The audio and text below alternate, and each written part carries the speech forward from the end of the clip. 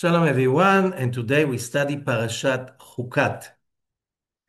Uh, like many things in the Torah, there is so much misunderstanding and such clouds of confusion around the topics of Ḥukat, which is a very, very important parasha, because we have to remember Parashat Ḥukat is always being read around the beginning of the month of Tammuz, the sign of Cancer. And since we know that cancer is also a name of a disease, that means uh, when cells in the body behave in a chaotic way, the same way we have to understand there is some healing in the coming parashot. The greatest of all of them is Pinchas, but a lot of people undermine Chukat as a parasha of healing, although this is a very, very important parasha with a secret of healing. So, usually people are being misled by saying Zot Chukat Torah. This is the law of the Torah, and they're being misled by Rashi's explanation. Zot Chukat Torah. It says Satan and the nations of the world, they like bother the nation of Israel, asking, Ma mitzvah zot u'ma ta'am yesh ba? What is this mitzvah? And what's the reason behind it? And that's why it says Chuka, adds Rashi, Gzera hi milfanai. Gzera hi milfanai. This is a decree. אין לך רשות לערער אחריה. And you're not permitted to question it. And people didn't understand that because the Zohar does explain to us what's the meaning of uh, this mitzvah, which is called the red heifer. But if you read the concept properly, and you can read the Torah before we just come to the Zohar, just the Torah with the proper understanding, or like looking at in a broader aspect or perspective, you will get some answers. And look at it as the Torah itself of Parashat Ḥukat. As I said, we have here great secrets of healing. Now, how do I get it? Where do I get it from? So, first of all, the first part of the Parashat Ḥukat, you can have it, you can read it in the book of Numbers, chapter 19, verse 1, and that describes the mitzvah of the red heifer. I'll explain soon for the ones who don't know what does it mean. And this mitzvah is covered by chapter 19, and chapter 20, we have a very important piece of information. Chapter 20, verse 1, ויבואו בני ישראל כל העדה מתברצין בחודש הראשון, וישב העם בקדש, ותמות שם מרים ותיקבר שם. And the children of Israel, the whole congregation, came to the desert of Tzin. It was the first month, and they were camping in Kadesh. Vatamot Miriam, and Miriam died and buried over there. And here comes the story of the water, and Moshe hits the stone instead of talking to it. And from that, we understand that Moses is getting a, very sad story, if you read the superficial, that God is telling Moses and Aaron, you are not you're not permitted to enter the promised land. You will die outside the promised land because you didn't believe in me. But let's just begin. What it says in Parashat Ḥukat, the beginning, chapter 19, Zot Ḥukat Torah, who said that? I think it was אור החיים הקדוש. When we are saying Zot Chukat Torah, basically this is the last mitzvah of the mitzvot that God is teaching the nation of Israel uh, in the desert at Sinai. Okay? So, and then when we have chapter 20 and the children of Israel come midbar Tzin, this is 38 years later. We are making here in this parasha a kind of a summary of all what we read before, all the mitzvot we read before, and now this is a conclusion, a summary, and that's why it says Zot Chukat HaTorah. Hereby we are completing all the laws of the Torah. And we are starting the journey of the Israelite to the promised land. And by the end of Parashat Ḥukat, the Israelites already conquer the the eastern side of the river Jordan, what is today the Hashemite kingdom of Jordan. And this is the area that is from the north of the Dead Sea all the way to what is today the south of Syria. So we already have the beginning of the conquest of the promised land. This is already in this parasha. So we have in Parashat Ḥukat a kind of combination. Why do we have, like, why mixing the two things?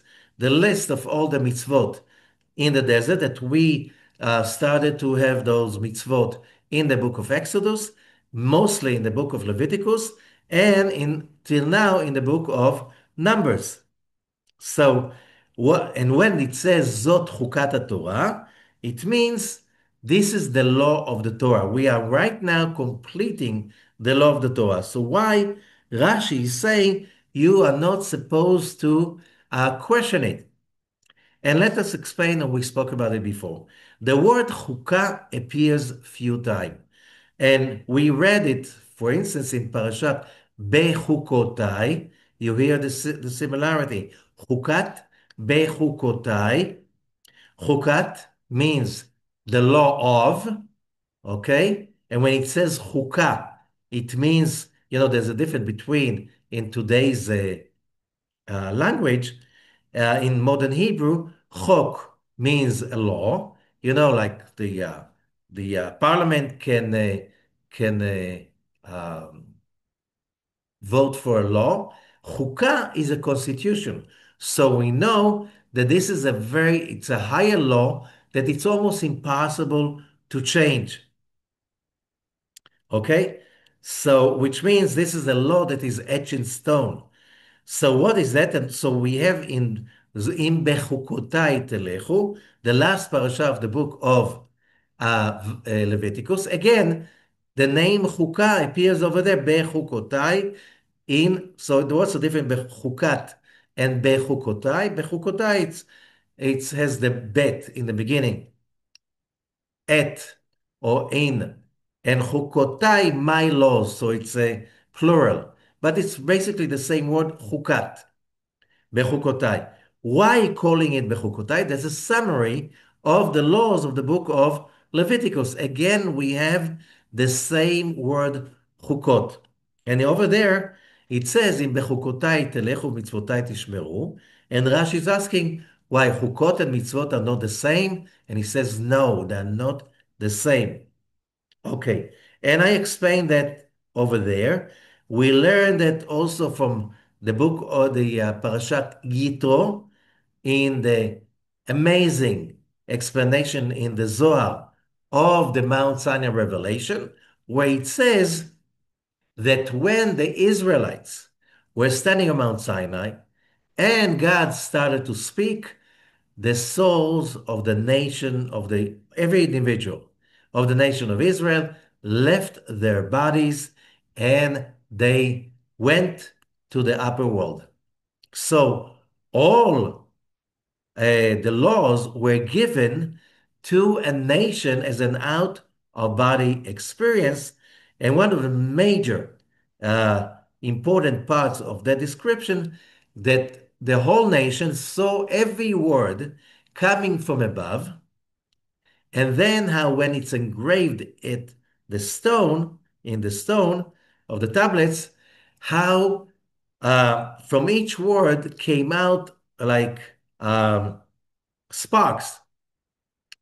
But every spark, the sparks were not just sparks between that is the result of the word hitting the stone of the tablet.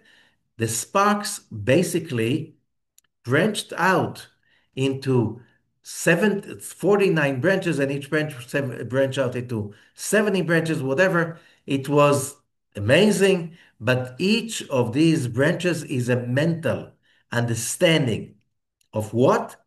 The laws, chukim ugzerot, which means here the Zohar is using the word gzerot, decrees. So let us explain. So what's the difference between chukah, chukim, chukah, chukot, and mitzvot? So we explain over there based on Rashi and the Zohar. When we are talking about chukah, we are talking chukam in Hebrew, it comes from the word to engrave, something that is etched in stone. Okay, chakuk. So we are talking about something that is etched in stone, which means this is a law, how the universe is structured. The universe has a structure. In that structure of the universe, there are laws. For instance, like the great scientists that founded the scientific revolution, if it's Sir Isaac Newton or Leibniz or some other great thinkers, all of them are based on learning some translation of the Zohar into Latin. It says in their writings that they believe that in the Torah you have all the laws of the universe. So when we say chukah, when we say gzerot, decrees, we are talking about basic laws of how the universe is functioning. So, so first of all, we have some laws like, gravity. Everybody knows that if you take an object and you leave it and you just let go of it, it will fall because of the law of gravity. There are many laws. There are laws that describe how this universe is structured, and throughout the last few centuries, humanity had an amazing journey of discovering those laws and also measuring them and even understanding them to a very, very, very deep degree. We're still around, within that, in the midst of this journey, but we understand so much better what is called Ḥukat. These are the laws. You cannot question the laws. You cannot argue with gravity. Gravity has nothing to do with being stupid or smart, righteous or wicked. The laws of gravity or the laws of optics or the laws of, uh, we can talk about, there's so many laws. These laws that we study today at the university, physics, chemistry, biology, all of these, this is what we call chukat, chukah. Now, the Torah is giving us the laws and the laws of how things are working, not just in the physical dimension, but also in the metaphysical dimension. This is how it's working. This is how it's structured. And you better understand those laws in order to be able to get the most out of your life. Which means, let's say if you build a house and you simply uh, want to disregard the laws of electricity, and you do not want to build the house by the code. And now you even somehow find a way to bribe the the how do you call it? Those people responsible to oversee the engineering, electrical engineering program of the house and how it was built, and you bribe them. So who cares about the laws? And what's the result? The result could be that the house can go on fire. And this is not something you play with. You don't play with the laws of physics, electricity, atom, and stuff like this, because this is a very risky game. And people who play with these laws, you don't drive, let's say, safe. They're the laws of gravity and the laws of, all the Newton laws of moving object and vectors and stuff like this. If you don't go by these laws, you can endanger your life. So you don't question those laws. Okay, and now the Torah wants to tell us above it, you have the mitzvot. After you know how the universe is structured and the laws of the universe, okay, you don't ask a question like, why is there gravity? You know what? If there was no gravity, you know what happens? There won't be life because everything will fly into outer space and the whole creation will become just big, big cloud of dust. Okay? And there's no life in a cloud of dust, not like this. So you need gravity for all what we know to be created. So, life to be created, you need gravity, you need water, you need earth, you need rain, you need all of these laws of physics. You don't question them. Why you don't question them? You realize it's futile. You want to argue with gravity, you want to argue with the laws of electricity, you want to argue with the uncertainty principle. You don't argue with these laws. You try just to make your best, understand these laws, and to live by them. However, there are laws that are behind it, which means, why are we here? Okay, so there's a whole question. Is it good that humanity was created? And I'm reminding an old debate, some more than 2,000 years ago, like 21st, 21 centuries ago. There was a big debate. It lasted for 2.5 years between the school of Hillel and the school of Shammai. And the debate was the school of Hillel, they were very, very optimistic people, very positive people. They were thinking positive. They preferred the good life. And they said you have to look at everything at ease and to find always the way to make it possible for everybody to have access to happiness. Okay? So that was the school of Hillel. And the school of Hillel said it was great idea to create humanity. But the school of Shammai were very, very strict. They were very much into understanding the law to the real small details and observing all the laws to the small details. And they were very, very, very known to be strict. And usually when you look at the Jewish law, when there's an argument between Hillel and Shammai, between the two schools, the school of Hillel is usually, most of the times, is overruling. Why? Because, there's a major rule, v'chai bahem, and that all the laws of the Torah were made for people to live and to enjoy and to be happy. You can't make the laws as a burden. And when you try to be too strict, it becomes a burden. Of course, if you want to go all the way to be very precise and you have the ability, okay, so take the road of Shammai, which is much more strict, but not everybody can go through that. First of all comes, take it easy. Take it with ease. Take it with happiness. If You're enjoying. A lot of people, let's say they're very strict about their diet and they enjoy it. Okay, go for it. But a lot of people, diet is very, very threatening. It's like it makes them depressed. Okay, so it's not good for your health, if you understand what I'm trying to say.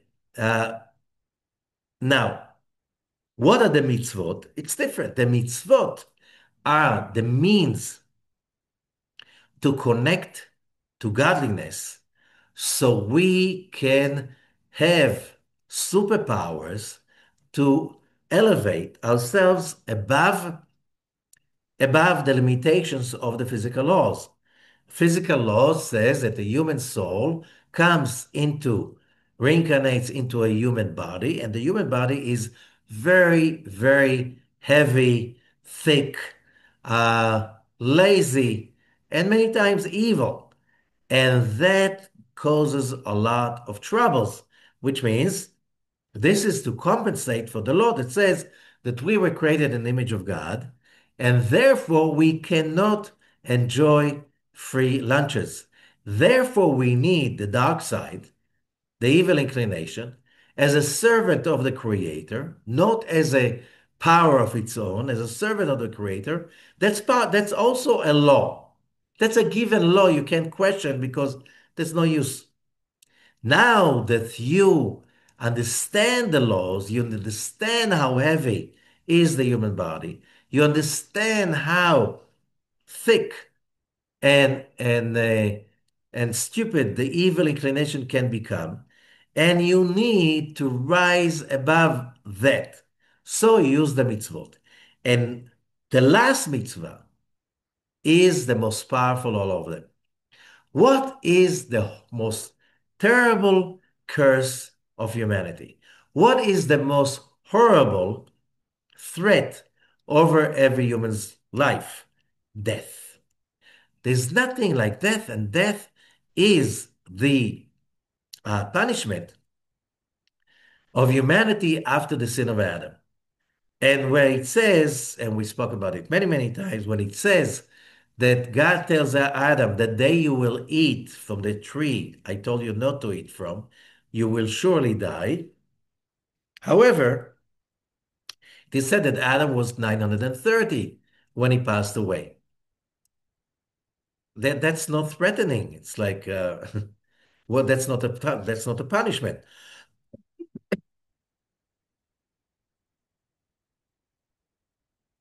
The Zohar is explaining, no, this is not what death is about. Death is much worse than that. Death came the moment Adam and Eve ate from the tree of knowledge. Since then, every time we fall from our connection to God, how do I know that I fall? When I'm afraid, it means that I'm disconnected.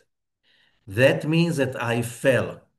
Every falling, disappointing, every disappointment, uh, fear, obsession, all of these emotions have one name, death.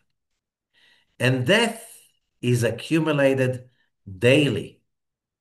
Every time we simply sever ourselves by behaving against the laws, what happened is, there's a saying by the sages, Poretz gader ishchenu nachash. Whoever breaks through the fence outside the main road, he will be bitten by the snake. Translation: the moment you think you can go off the road, it's like, you're driving on a highway. Today, you have highways, people drive very fast, okay? Legally. But you want to make a shortcut. You see that the highway goes around, okay? And you want to go to make a shortcut. So you break through the fence and you want to cut through the fields. But if you are driving more than 100 kilometers an hour, this is death. Why? First of all, the encounter between the car, and usually those highways, they have a rail on the side, and that's enough to destroy the car. And then when the car, let's say the car made it through that, there's a ditch, and also driving in such speed over the fields. The car is not made to drive in such a speed over the fields. One bump and it's over. Why? There are laws. There are laws of friction, there are laws of gravity, there are laws you don't, the moment you get off the road, who do you meet? Death. And that's what the Torah is about. The Torah is about how do we stay on the highway? How do we stay focused on the journey? The journey that started the moment we were born, the journey towards complete enlightenment, overcoming death, overcoming all our shortcomings, overcoming fear, overcoming whatever is evil, selfish, and so on. Now, however, since we live in the physical world, it's almost unavoidable. Like you can't simply avoid as a more normal human being meeting death few times even a day. A little a little disappointment over here, a little anger over there, some being sour about something over there because that's not the way I expected it. And death is accumulative. And when a person is accumulating enough death points, then it awakens that point that is called man'ula, the lock in Aramaic, man'ula. And then the moment you awaken man'ula, man'ula locks finally the flow of life. And then you have physical death. Now, when you have physical death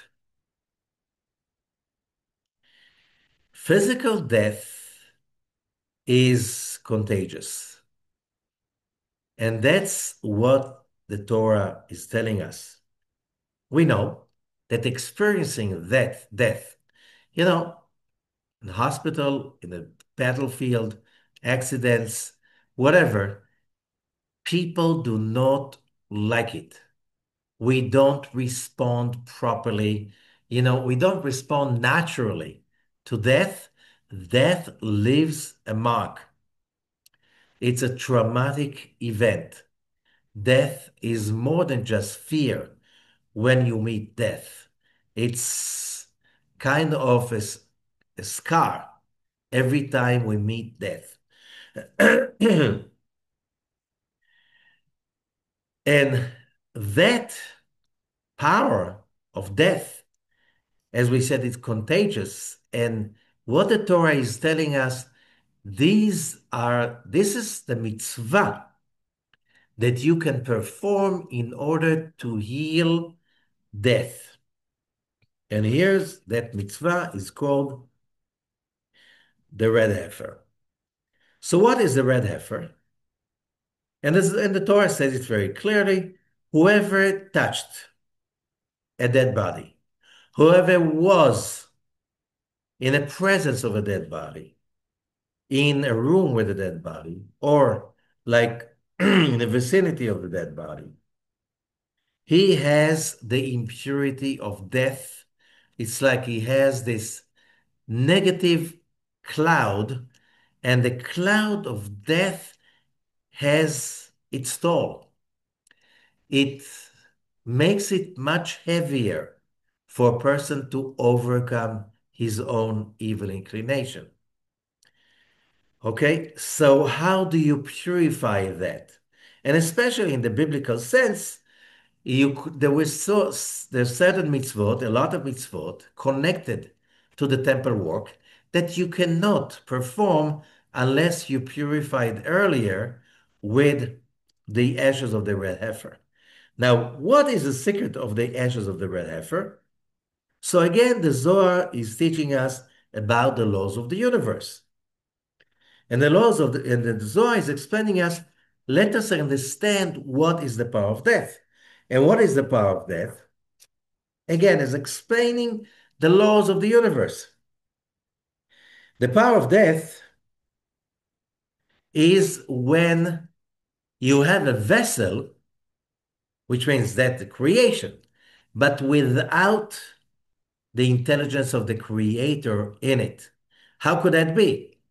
When we are scared, when we hate, we're angry, when we become greedy, whatever, it's the power of the creation, which means our desires, we're creatures of desires, without the intelligence of the creator, which means there's only, as we can talk about the forces that, the forces in this universe, everybody knows through physics.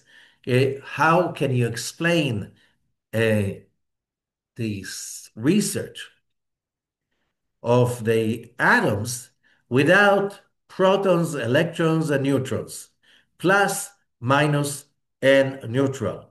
How can you understand electricity without plus, minus, and the resistor in between them, which gives the functionality of the device? You can see that those forces are very majorly important to the functioning of everything. Same thing applies to the spiritual forces of life. And therefore, it is known from ancient times about the four elements.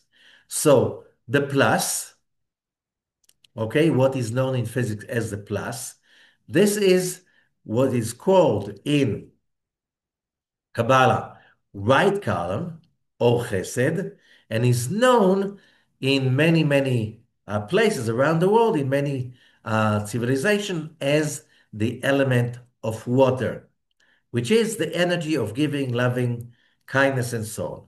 And on the left, what is called the left column, but that's a minus. Okay, and that is the element of fire, because the element of fire is symbolizing taking. The moment the fire does not take, it stops existing. Okay, and then you have the central column, the balance, the neutral, the synthesis, and that will be air in the four elements, okay, or central column, or the neutron, something that is a synthesis between the two that can bond the two opposites. And then you have the fourth element, which is holding everything together, what we know today in the atom. You have the protons, the neutrons, I'm sorry, protons, the plus, the electrons, the minus, the uh, neutrons as the central column, and you have the divine particle, the godly particle, what holds everything together. Earth, four elements. Four elements. Here it is. So this is being spoken for many, many years. Same thing you have in a human behavior. When a person is behaving only with the plus, which means water energy, only giving, you get depleted. You get depleted, and that's, very big, very known problem for the sign of cancer. You want to please everybody, you give and you give till you're depleted and you become bitter, and then you die. You die first mentally because you expect nothing, you just have no expectation because you gave, you got nothing, and using just right column, just a plus, it doesn't exist. It cannot survive. Then you have on the left, you have the receiving, okay, the minus, the fire. So you can't just be a taker. We know that. A human beings that are egocentric and they're only takers, they're never, never satisfied. Why? Without the water, the fire will extinguish itself. You need the plus to balance the fire, the receiving. And the art of balancing the two, of synthesizing the two, in which you enjoy giving because you know when you share with others, you get so much of meaning, vision, and you get so much you don't feel that you're sacrificing when you really care and share with others, care for others and share with others. Okay? So, and when you receive, let's say when you take, let's say you do a good job with your profession and you ask for money, you know if you're not going to ask for money, people are not going to respect your work. So you know that asking for money gives meaning for the people that pay you.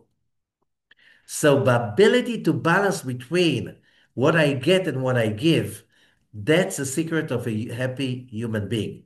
The moment you stay in a central column, that's called the golden road, you stay on the central column, you stay on the road, you don't get off the road and you're not being bitten by the snake. But if you hit death, you had an encounter with a snake. You have to heal that. You have to balance that. So what do you do? How do you heal? How do you vaccinate against death? So the Zohar says it's very simple. The moment you know the rules. Verse 18 in the Zohar Parashat Ḥukat. דבר בני ישראל ויקחו אליך פרה. היי פרה לדחיותה כאתיה. And he talked to the children of Israel, they should take a cow, a heifer. This cow is for purification. לדכאה למסעווה, to purify the ones who became impure. פרה דקבילת מן שמאלה, אמרנו לשמאלה שור. Why taking a cow? And the Zohar says that's very simple. In the symbolism of the whole Bible, the whole Tanakh, one of the most important sources of the symbols is chapter 1 in the book of Ezekiel. And over there, it says there's a description of God's, of the Merkava. Merkava, the chariot. Merkava, chariot, sharet, coming from sharet in French. It's a composition of everything that creates a whole. Merkava. And what do you have in the description of chapter 1 in Ezekiel? That the Merkava had a face of a lion to the right. Okay? Which means the right side, right column, chesed, water is also a lion. That's a symbol of the lion. Left column, minus negativity, the face of an ox. So we know that the ox is a symbol of the left column, of the minus, of the judgment, of Gevurah. Now, the female of the ox is a double minus. And red, when we're talking about colors, okay, the white color is for the right color. The red color is for the left color. So when we have a red heifer, we have triple minus, triple judgment, triple. And that triple force of negativity is basically the power of death. How do we know? We also realize it has to be temima. It has to be a red cow that never served anyone. The law says if a bird sat on that cow, the cow cannot be used. Why? It served somebody. If the cow plowed in the fields, which means carried the yoke, it's not kosher anymore for the red heifer mitzvah. Why? Because we want to have a pure essence of triple negativity. And what do you do with it? You burn it into ashes. We know today that if we take the disease and weaken it, we can create a vaccination. You know what's the source of the word vaccination? It's coming from Latin, vacca. Vacca in Latin is a cow. So yes, the history of medicine explains that the first vaccination was using cowpox, okay? And whoever get the cowpox is immune to the Black Plague. Nice. And it says, Asam Shamot Baretz, that God puts the names in people's mouth. Why was this name given and not another name? There's another name, inoculation, but we use vaccination much more to show there's something with the cow. So when we take a vaccination, we get a little bit sick. When somebody pure is getting the ashes of the red heifer, he becomes a little bit impure, not completely. However, if you give it to somebody who has the power, the impurity of death upon him, that will heal him within a week. So how would the Kohen do that? They collected the ashes of the red heifer, put it in a jar. They used the ashes to put in spring water and then use the spring water to cleanse the nation. Then whoever was cleansed had the ability to experience the holiness of the temple work, the holiness of higher level of meditations of the Torah. It was the gate for purity. What does mean purity? Overcoming death.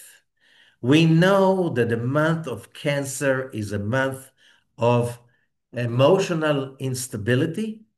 We have to be very careful, the Zohar is saying, during this month, not to fall into emotional stability.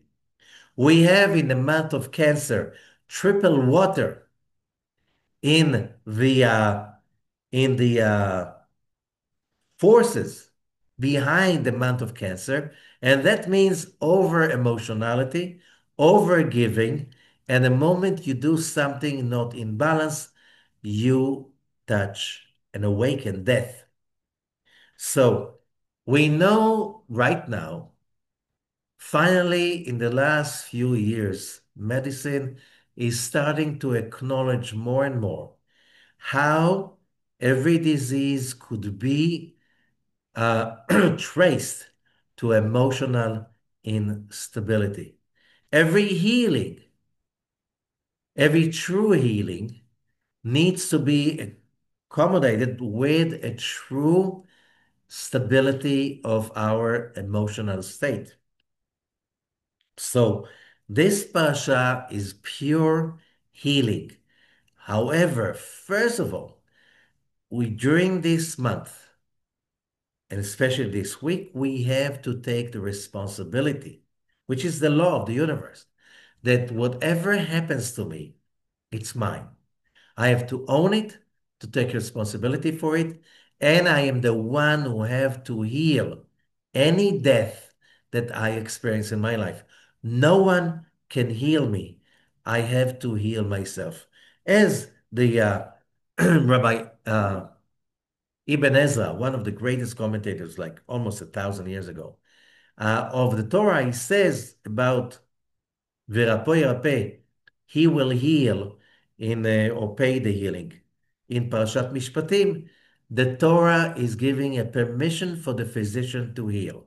However, the physician can heal only on the outside, but the wounds and diseases inside, only God can heal. So the healing is only based on emotional balance. So when we say Ḥukat, these are the laws. You want to argue with them? The same way you don't argue with uh, gravity, electricity, you don't argue with these laws that basically explain in a simple way. This is a human well-being. When you go off the road, you meet the snake, death, a cumulative death is bringing a physical death.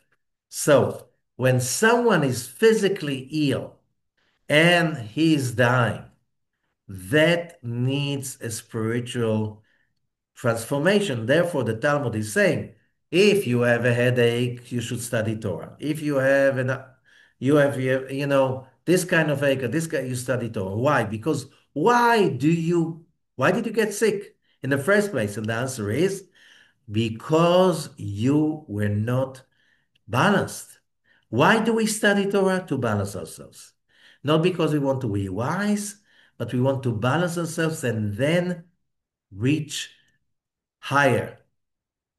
And that is the next of the Torah. So, chapter 20 in the book of Numbers is about the death of Miriam. And why do we have the death of Miriam over here and the death of Aaron? Two great leaders, two of the greatest leaders ever. Why do you have to mention the death of these two leaders?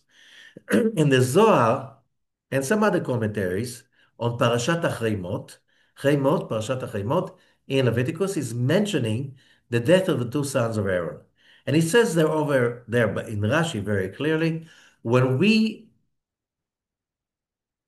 mention, memorize the death of righteous people, that can atone our sins. Why? And Arizal is explaining, Rabbi Ezekluria, 16th century Tzfat, is explaining. There's something magical about the death of the righteous.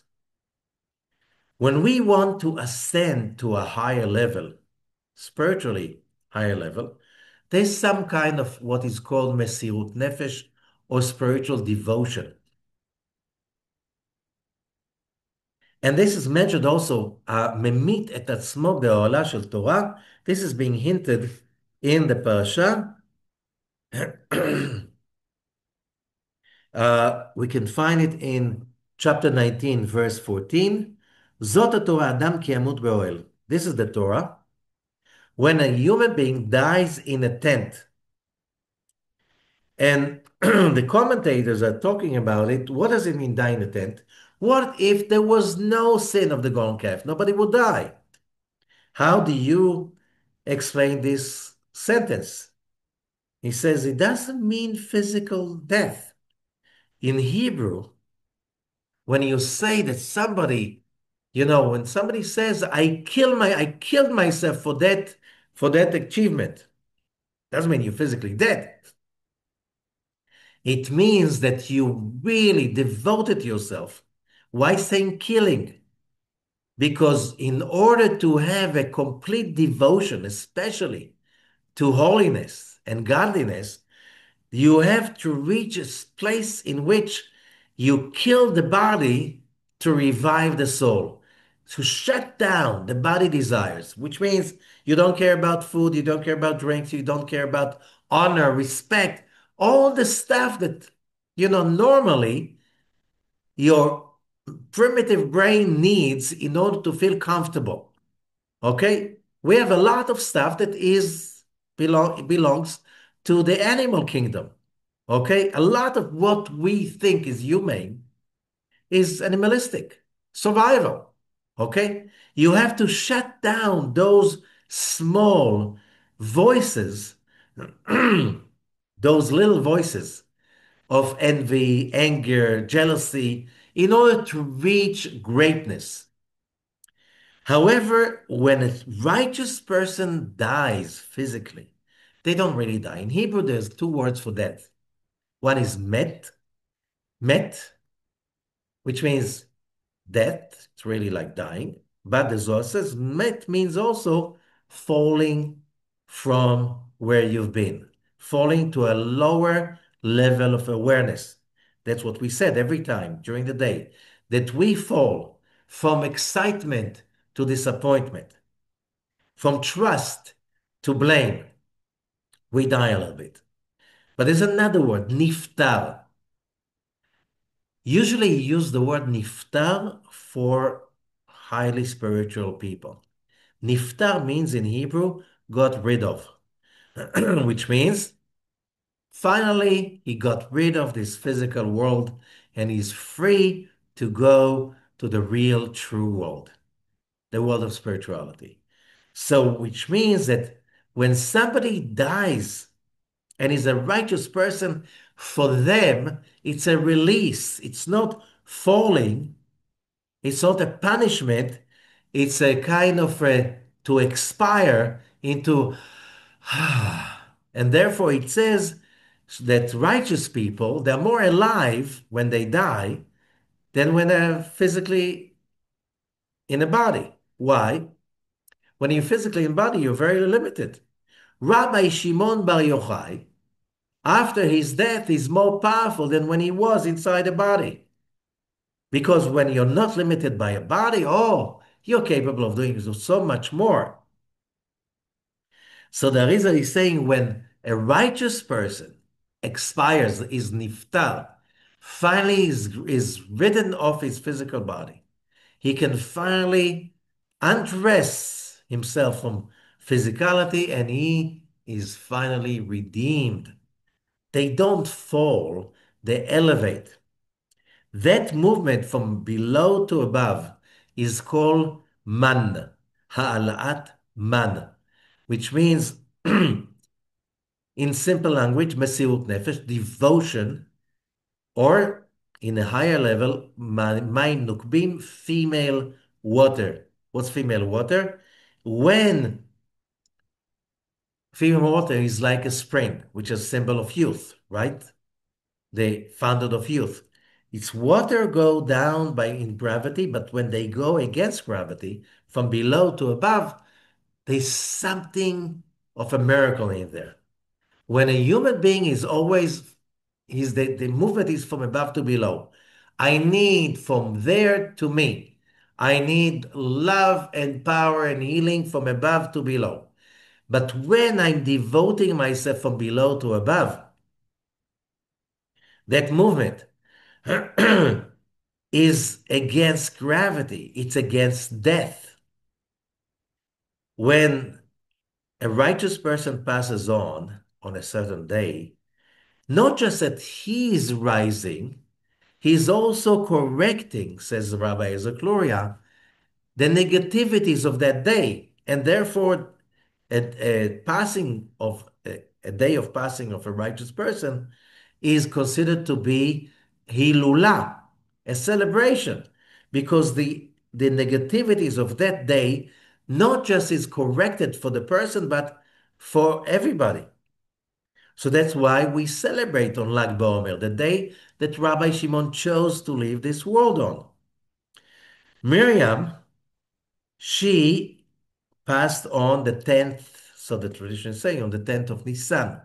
Okay, it's a celebration. It's a celebration. Why? Because we have more opening and freedom on that day available on that day. So when we want to save ourselves from death and we connect to a tzaddik, to a righteous person, to the soul of a righteous person, let's say when we read the stories of tzaddikim, when we study the Zohar and we connect to the souls of Rabbi Shimon and his colleagues, and that time when if that is what we mean, we are basically ascending to a higher place. And that is what is needed for healing. That's why you have the tradition of visiting the graves of tzaddikim, studying their books. Whenever we connect to their devotion, to their excitement, to their mind, to their mayim nukbin, or mesirut nefesh, we are basically creating a movement of life. Death, you know, death is from above to below. When a person is, as long as he's alive and healthy, he's growing from the bottom up. But then, from when the life force is not strong enough, you start to lose height till you find yourself under the ground. So we have the death of Miriam and the death of Aaron, both. And the story about the death of Aaron is amazing. Okay? About how Moses is undressing him from his clothes, dressing his son instead. And then when he completes undressing, then the soul of Aaron is lifted up, rising, soaring up to the heavens. This is, you want to heal. That's what you want to connect to. We spoke about spring water. Okay, so we have here the spring of Miriam. That now Miriam, before entering the promised land, as long as they were walking the desert, the well of Miriam was the spring of water will come out to quench the thirst of the whole nation. But now it's time for the people to shine. Miriam is leaving, and then Moses is trying to guide the Israelites to do it on their own. And he's getting frustrated. 40 years, it's like, you can understand.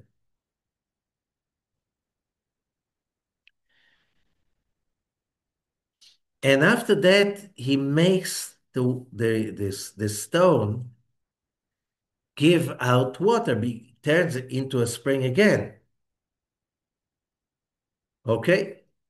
Because Moses did not believe that the people can do it on their own, God said, now it's clear you have to let go. You have to let them shine on their own. And later on, we read how the the chieftains of the presidents of the tribes, they were singing to the well. You can find it in Parashat Ḥukat, chapter 21, verse 17. אז ישיר ישראל את השירה הזאת, עלי באר אין נולה. Then Israel will sing that song, come well, rise above, become a spring. באר חפרו השרים קראו הנדיביה, which means now the well now was giving water because of the nation, not because of Miriam. It's like little by little, you start to step up to the plate and become your own life instead of living in favor of the gifts that Miriam, Aaron, and Moses brought. So I hope you understand that stuff. And then we have the story of the snakes, the serpents. The people were complaining. The serpents came. They plagued the people. Moses prayed to God. He told him to make a copper snake. But then it says in a midrash, was the copper snake healing, or that the people looked above to the snake and then prayed to God in heaven? What do I mean then pray to God in heaven? Again, Maim Nukbin. You want to heal. This is described in many, many places in alternative medicine. When you want to heal and you awaken that fire, holy fire, which is on one hand, it's like red heifer, red cow, ox, whatever. It's excitement, it's devotion with passion, but it's for below to above. This is the secret of healing. When you live your life with passion and devotion, not for worldly things, not for power, not for money, but you do it for spiritual enlightenment, for spiritual connection, for connecting to godly things. When you do that, this is the main secret of healing, because this is the fire that simply consumes the other fire. Inflammation is a disease, but excitement heals inflammation. When people are excited about love and sharing and godliness, that is the only true healing of inflammations, which is a source of many diseases. And what is the inflammation? It's death, it's anger, it's disappointment, it's hatred, source of so many diseases. So this parasha is an amazing power for us for healing. I hope we get the message and heal ourselves mentally and then physically and then socially. Thank you so much.